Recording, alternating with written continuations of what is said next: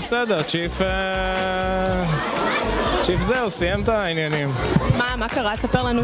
אני לא אספר לך עכשיו, נו באמת. את יודעת שאני הכי שושואיסט, את מצפה שאני אגיד לך? אתה הכי שושואיסט מכולם? לא, זה לא הדיבור. ספר לי עליך ועל הדמות. עליי, אני בן אדם מקסים, והדמות שלי היא קיירן. שקיירן הוא באופן טבעי ונחמד, הוא הרשע של הסדרה.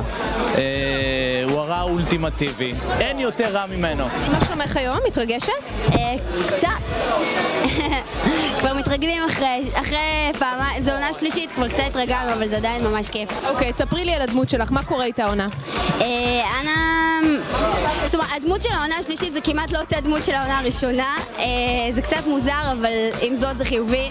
היא ממש הפכה לדמות מאוד חזקה, מתוחכמת, כאילו הרבה מעבר לסדרת ילדים אפילו. באיזשהו מקום יכולת להעתיק אותה ולקחת אותה לז'אנר אחר. אני מתה על הדמות בעונה הזאת. מה העניינים? מעולה, מה הייתה? אני נראית הורס, איך את מרגישה היום? מעולה, מעולה, מעולה, לא יכול להיות יותר טוב. ספרי לי קצת על זוהי ומה קורה איתה העונה. זוהי כרגיל עושה את השטויות שלה, מעצבנת את מי שאפשר. אתם תצטרכו לראות כדי לדעת מה קורה עם זוהי, מה אני יכולה לספר עליה? יש מצב שהיא קצת יותר מרוככת? יכול להיות שהצליח, אולי בטעות מישהו ריכך אותה, אולי, לא בטוח, אבל... בן עדיין בתמונה או שתהיה לך אהבה חדשה בעונה הזו? קרמית תמיד יהיה בתמונה. אין מה לעשות, קרמית יש רק אחד. מה שלומך? הכל בסדר, מה איתך? איך, את מתרגשת היום? מאוד. כן. ספרי לי קצת על ג'יני ועל העונה החדשה. אני סתם מפחדת לספר לפני שאנשים יראו, כי זה קצת יהרוס להם. אבל בוא נגיד שהיא מתבגרת, והיא עוברת חוויות מטורפות וחדשות, ותכף תראו. ואיך היא הרומן עם צ'יף? מה? הרומן עם צ'יף?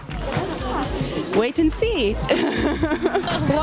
רוני, אנחנו בהקרנה של האי ונורא מרגש, ואני יושבת שורה ראשונה עם רוני, שחקנית שרק הצטרפה העונה. נכון. ספרי לי איך היה. וואו, היה קצת קשה לי ככה בכמה מילים, אבל באמת היה חוויה מדהימה והיה כיף גדול, ואני נורא מתרגשת לראות האמת מה יצא, אין לי מושג.